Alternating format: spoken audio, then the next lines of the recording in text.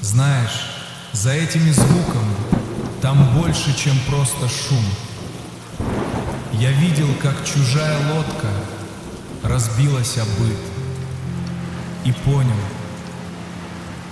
мои проекты — это не про монетизацию, это про надежду, про то, что все будет хорошо.